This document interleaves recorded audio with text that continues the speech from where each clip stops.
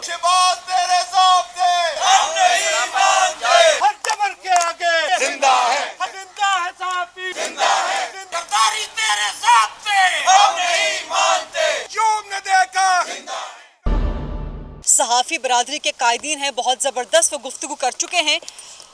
आज़ादी सहाफ़ती बरादरी की, सहाफ़ियों की रेड लाइन है और इस आज़ादी को, इस शख्सी आज़ादी को, इस शहरी आज़ादी को, इस आइनी और कानूनी आज़ादी को और जो एक बुनियादी इंसानी हक़ है, इसे किसी सूरत ना तो पामाल होने दिया जाएगा और ना ही इसको ट्रैम्पल करने का कोई सोचे भी।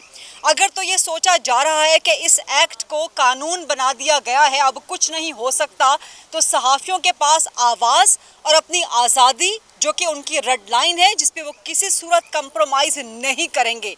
दो पहलू हैं, पहले भी यहाँ पर तमाम लोग गुफ्तगू कर चुके कि ठीक है, सहाफ़त ज़िम्मेदारी के साथ होनी चाहिए, लेकिन इस ज़िम्मेदारी का सबसे बुनियादी और अहम पहलू शख्सी ज़िम्मेदारी है एक सहाफ़ी की।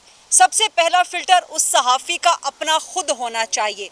कवानीन पहले भी मौजूद हैं, उन कवानीन की इम्प्लीमेंटेशन नहीं हो रही और जहाँ हो रही है वो पूरी दुनिया में मजाक बन रहा है।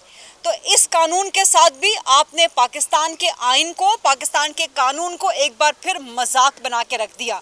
हाइब्रिड रजीम या तो मौजूद है, या डिक्टेटरशिप है, या फैशिज़म है। इसे किसी सूरत ना तो आगे बढ़ने दिया जाएगा और मुझे पूरा यकीन है कि अफजल भट्ट साहब, आसिफ बशीर चौधरी साहब, तारिक विर्क साहब, अनवर रज़ा साहब, ये सब कायदीन, नासिर ज़ैदी साहब मौजूद हैं। इन सब की क़यादत में, जिस तरह नसीम ज़ारा साहिबा ने भी कहा कि शुक्र है इस हुकूमत का कि सहाफ़ी बरादरी जो दो खलीजों में बटी हुई थी उसको एक इस मुद्दे पे इकट्ठा करके रख दिया। तो हम सब आप सब के साथ हैं, PFUJ के साथ हैं, RIUJ के साथ हैं। पूरा पाकिस्तान इस वक्त सड़कों पर निकला हुआ है, सहाफ़ी बरादरी, सिविल सोसाइटी। तो यह हुकूमत के माथे पे एक बहुत बड़ी कलंक है। दुनिया भर में शख्सी आज़ादियों को महफूज बनाने के लिए ना सिर्फ जद्दोजहद हो रही है, बल्कि कवानीन को तब्दील किया जा रहा है।